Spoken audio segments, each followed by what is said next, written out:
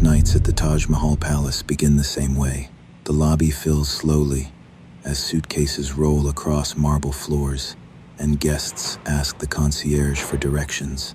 Cutlery touches plates in the dining hall with a familiar, rhythmic clink. Nothing unusual, nothing urgent. For more than a century, evenings like this had repeated themselves almost unchanged. Travelers arriving from distant countries checked in beside families celebrating milestones, while business meetings concluded beside wedding dinners. The hotel had seen wars, independence, and generations pass through its doors. Yet the routine always returned. For many in Mumbai, the building was more than architecture. It was familiarity, a place that suggested stability in a city that was always moving. That is why, when the sound first appeared, almost no one believed it belonged to the same night. Then a sound interrupts the rhythm. It is not loud enough to alarm anyone, or clear enough to understand. Some guests pause for a moment, then continue their conversations, because in a city like Mumbai, noise is constant. But the sound comes again, closer this time. A few people turn toward the entrance. A staff member stops mid-step. No one moves, yet they are still trying to identify it. Fireworks, construction, a vehicle backfiring in the street. Then the glass doors shake. The people who heard it first realize something important before anyone says it out loud. This sound doesn't belong here. Within minutes, the hotel stops behaving like a hotel. Guests who had never met are now standing together in silence. Phones appear in hands, calls start, but sentences don't finish. In the distance, more sounds echo through the building, not random, not accidental, but moving. People who were strangers minutes before now find themselves huddled together in dark service corridors or hiding inside storage rooms. They whisper into their phones, trying to keep their voices steady as they tell loved ones they are still there. The air in the restaurants is now thick with a heavy gray haze. Diners who were mid-conversation seconds ago stare at the doors, watching the shadows under the frames, wondering if the next set of footsteps will stop or keep going. People begin turning off lights inside the rooms. Curtains close slowly. Phone screens dim with shaking hands. Someone checks the hallway through the small gap beneath the door, then steps back into the shadows. Minutes pass, but they don't feel like minutes. No one talks unless necessary. Every sound inside the building becomes meaningful. An elevator bell, distant glass, a door opening somewhere, far away. They are not planning what to do next. They are only waiting to understand what is happening now. Staff members, trained to be invisible in their service, are now the only guides through a building that has suddenly become a labyrinth of danger. They move with a quiet, desperate purpose, ushering families away from the grand galleries and into the windowless safety of the kitchens. Kitchen workers guide people into cold storage areas, signaling for silence as they pull the heavy steel doors shut.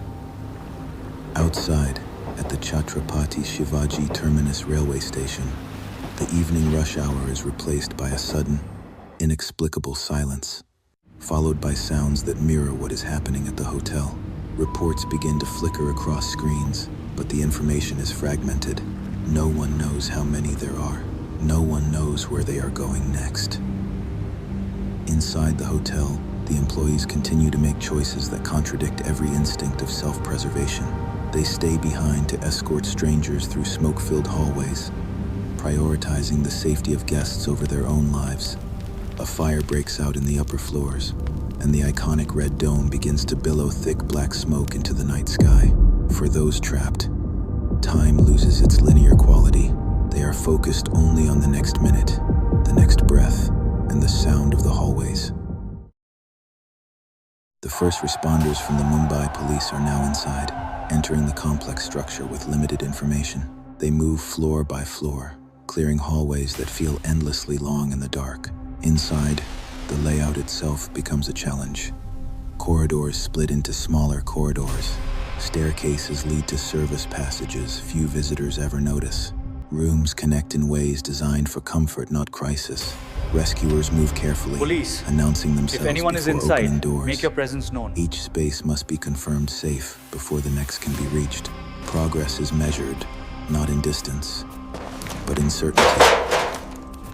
Specialized counter-terrorism commandos are flown in from Delhi, and the hotel becomes the center of a citywide struggle for control. The world watches the burning dome on news feeds, but for the people inside, the only world is the dark room. The clearing of the building is slow and methodical. Every single room must be checked. Every corridor must be secured. Survivors are let out in waves, blinking as they emerge into the morning light, some having spent dozens of hours in total silence.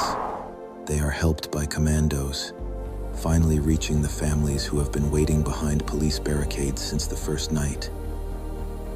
Outside, the crowd has changed many times. Some arrived in formal clothes from dinners, some in work uniforms, others in the middle of the night after a single phone call.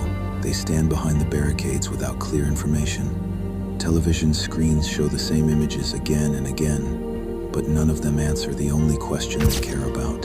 Occasionally, a survivor walks out. Heads lift all at once. Hope rises, then settles again into uncertainty. No one wants to leave, even for a moment, in case the next person through the gate is someone they know. For many watching outside the barricades, the night has stretched into something longer than time. Phones have stopped ringing, messages remain unanswered. Families search faces coming out of the building, hoping recognition comes before confirmation. Only gradually does the scale begin to settle in. It is only now, as the last rooms are secured, that the event is understood for what it was, a coordinated terrorist attack across Mumbai. By the time the operations end, 166 people have lost their lives, and hundreds more are injured. Morning arrives differently that day. Traffic returns slowly to the streets around the waterfront. Shops open halfway, cautiously. The building still stands where it always has, but people look at it longer than before, not as a landmark, but as a place where time paused. Conversations across the city are quieter. Everyone seems to know someone who knew someone inside. In the weeks that follow, conversations across the country return to the same question: how to prevent a night like this from repeating. Procedures are reviewed, training is expanded, emergency responses are coordinated differently than before. The changes are practical, but the reason behind them remains human, a memory carried not by buildings, but by people who experienced those hours together. The names spoken afterward are not of the attackers, but of the guests, the officers, and the staff who chose to stay when leaving would have been easier. The Taj Mahal Palace reopens its doors. The marble floors are polished again, and the vaulted ceilings are restored to the practiced elegance they held before. But the building is different now. It is no longer just a symbol of luxury. It is a symbol of continuity. Today, when guests walk through these halls, they are walking through a history of endurance.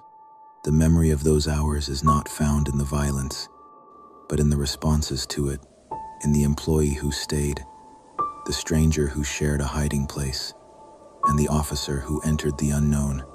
Mumbai heals not by forgetting the night the rhythm was interrupted, but by honoring the courage and the profound resilience that eventually brought the silence back to the waterfront.